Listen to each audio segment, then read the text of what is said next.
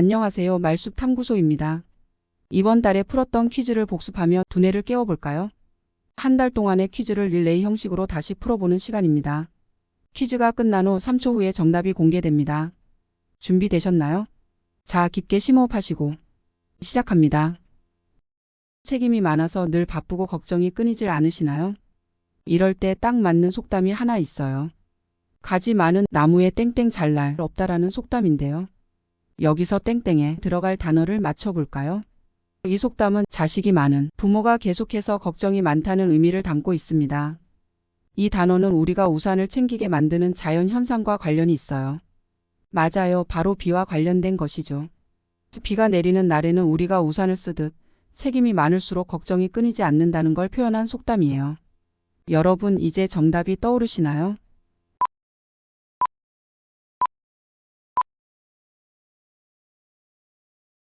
선택지가 너무 많아서 오히려 혼란스러웠던 적 있으신가요? 그런 상황을 정확히 묘사한 사자성어가 있습니다. 여러 갈래 길에서 귀여운 뿔을 가진 양을 잇는다는 의미를 담고 있죠. 양이 여러 갈래 길에서 길을 잃기 쉬운 상징적 동물이기 때문인데요.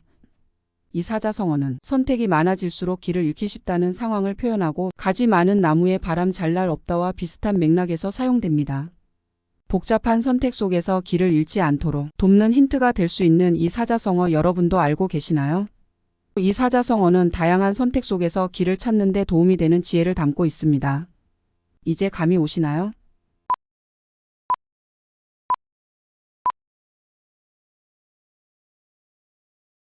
말 한마디로 땡땡 빚을 갚는다는 속담 들어보셨죠? 여기서 액수를 뜻하는 단위는 옛날 기준으로 매우 큰 액수를 의미해요. 실제로 이 액수는 천금의 가치와 같았던 만큼 정말 큰 돈이었답니다. 실제로 이 돈은 당시 화폐로서 큰 가치가 있었고 중요한 협상이나 외교에서 말 한마디가 큰 문제를 해결하거나 큰 빚을 갚을 수 있다는 의미로 쓰였어요. 자, 이 속담 속 액수가 얼마인지 맞춰보세요. 힌트는 양이라는 조선시대 화폐 단위가 들어간다는 거예요. 감이 오셨다면 따뜻한 말로 천금의 가치를 선물해보는 건 어떨까요?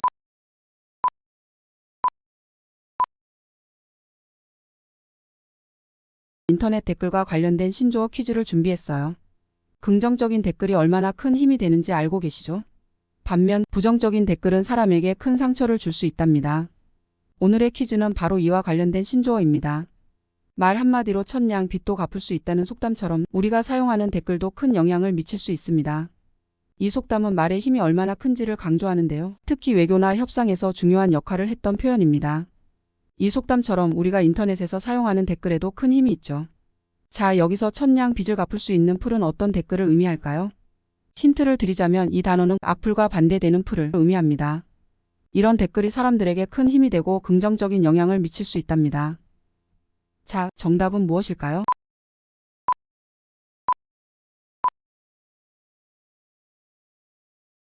최근에 중요한 일을 끝내고 나서도 계속 불안한 마음이 드셨나요? 이런 기분이 자주 들면 주목해 주세요.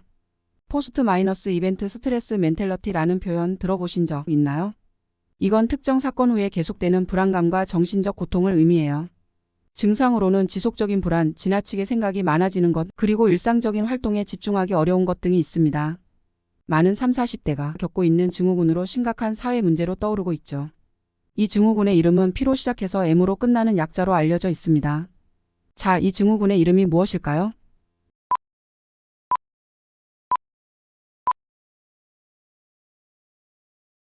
처음 무언가를 시작할 때의 열정 기억나시나요? 시간이 지나면서 우리는 종종 그 초심을 잃곤 합니다. 하지만 마음이 복잡하고 불안할 때일수록 초심으로 돌아가는 것이 중요하죠. 오늘은 그런 초심을 지키고 마음을 다스리는 사자성어를 맞춰보는 퀴즈를 준비했어요. 이 사자성어는 전통 지혜로 복잡한 상황 속에서도 평온을 찾는 법을 알려줍니다. 초심으로 돌아가라는 의미를 담고 있어 혼란스러운 마음을 정리하는 데 큰 도움이 되죠. 결정적 힌트를 드리자면 우리가 무언가를 선택할 때 고려라는 표현을 사용하곤 하죠. 이 사자성어의 정답이 무엇인지 아시는 분들은 댓글로 남겨주세요.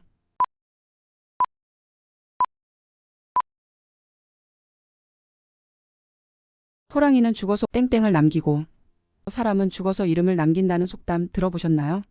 이 속담의 의미가 무엇인지 궁금하지 않으세요? 이 속담은 단순한 말이 아닙니다.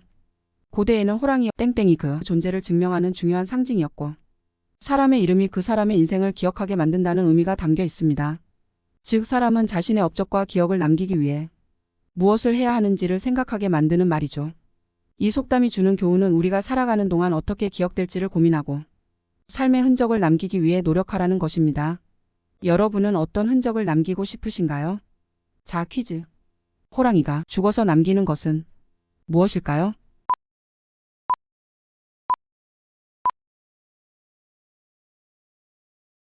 호랑이는 죽어서 가죽을 남기고 사람은 죽어서 이름을 남긴다는 속담 들어보셨나요? 오늘은 이 속담과 관련된 사자성어를 맞추는 재미있는 퀴즈를 준비했습니다. 여러분 도전해 보실 준비 되셨나요? 자, 문제 드립니다. 좋은 이름을 100세대에 걸쳐 남긴다는 의미의 사자성어는 무엇일까요? 이 표현은 오래도록 기억되는 훌륭한 인생을 뜻합니다. 힌트. 이 사자성어는 한 사람의 업적이 후세에까지 영향을 미친다는 것을 의미합니다. 여러분이 남기고 싶은 인생의 흔적은 무엇인가요? 이 사자성어의 의미를 잘 이해하면 인생을 더 뜻깊게 살아갈 수 있을 거예요.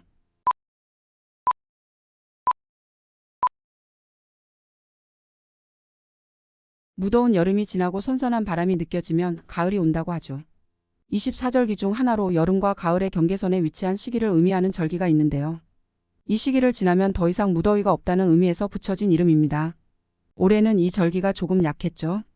오늘은 이 절기에 붙여진 신조어에 대한 퀴즈를 준비했어요. 땅에서는 귀뚜라미 등이 울고 하늘에서는 뭉게구름이 떠다니는 미묘한 계절의 변화를 나타내며 이 시기가 지나면 마법처럼 더위가 사라진다는 단어.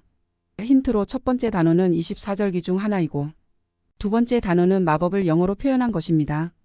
이 신조어가 진짜 마법처럼 여름의 더위를 사라지게 할까요?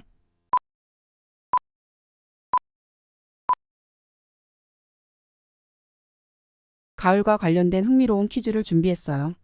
하늘은 높고 말은 살찐다라는 뜻의 사자성어가 있습니다. 이 표현은 가을 하늘이 높고 맑으며 말들이 풍성한 먹이를 먹고 살찌는 계절을 의미하죠. 그런데 왜 하늘이 높고 말이 살찌는 걸까요?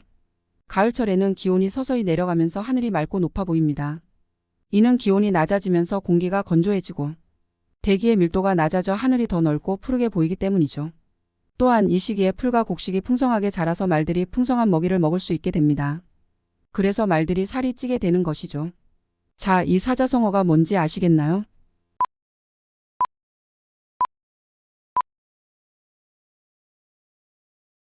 한 사람의 행동이 전체 분위기를 망친 적 있으신가요?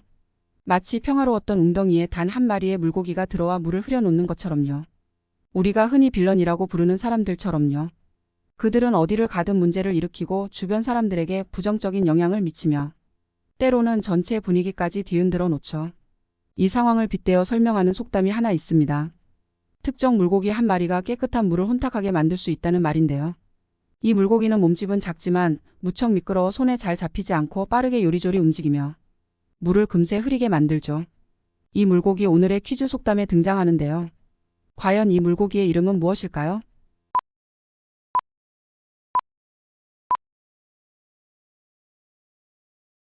우리 사회에 존재하는 빌런들과 그들이 만들어내는 문제들, 그리고 우리가 이런 상황에서 무엇을 배울 수 있는지 이야기해 보려고 해요.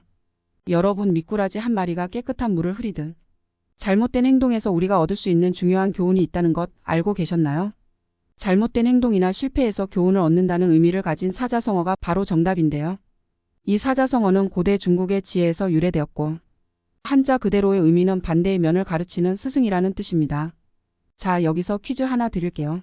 빌런과 미꾸라지 같은 사례를 보고 나는 저렇게 하지 말아야겠다라는 깨달음을 얻게 하는 이 사자성어는 무엇일까요?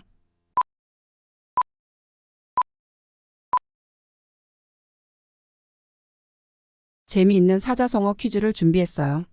이 사자성어는 한 번의 행동으로 두 가지 이익을 얻는다는 뜻을 가지고 있죠. 이 표현은 최근 많이 사용되는 신조어 게이득과도 큰 관련이 있어요. 특히 같은 득자가 들어간다는 공통점이 있답니다. 이 사자성어는 과거부터 현대에 이르기까지 유용하게 쓸 수 있는 표현으로 효율적인 성과를 나타낼 때 자주 사용돼요. 이 사자성어의 이름 감이 오시나요?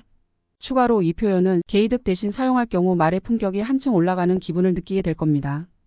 여러분의 언어 생활에 작은 변화를 주는 것도 참 재미있겠죠? 정답을 남겨주세요.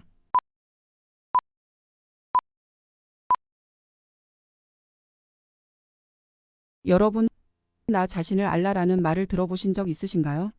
이 말을 처음 한 사람은 누구일까요? 사실 이 문장은 고대 그리스에서 시작되었는데 오늘날까지도 많은 이들에게 영감을 주고 있어요. 자기 자신을 알고 스스로를 탐구하는 것이 얼마나 중요한지 강조한 이 말은 단순히 자아를 인식하라는 것을 넘어 자신의 한계와 가능성을 진정으로 이해하는 것이 중요하다는 의미를 담고 있어요. 이 말을 한 철학자의 이름을 맞춰보세요. 그분의 가르침은 지금도 우리 삶에 깊은 영향을 미치고 있죠. 힌트를 드리자면 이분은 비판적 사고의 중요성을 강조하며 윤리학의 기초를 마련했다고 평가받습니다.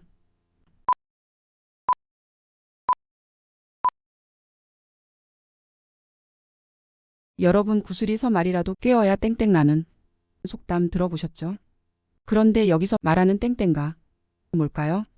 전통적으로 아주 귀하고 소중한 물건이나 사람을 비유적으로 표현하는 데 사용됩니다. 한자에서 유래되었으며 귀중한 보물을 뜻하죠.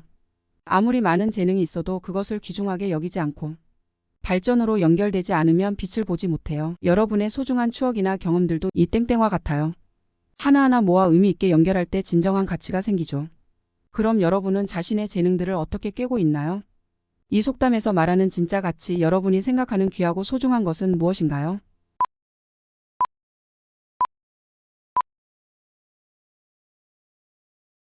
총 몇 문제를 맞추셨나요? 제 영상을 잘 따라오신 분이라면 모두 정답을 맞추셨을 거라 믿습니다.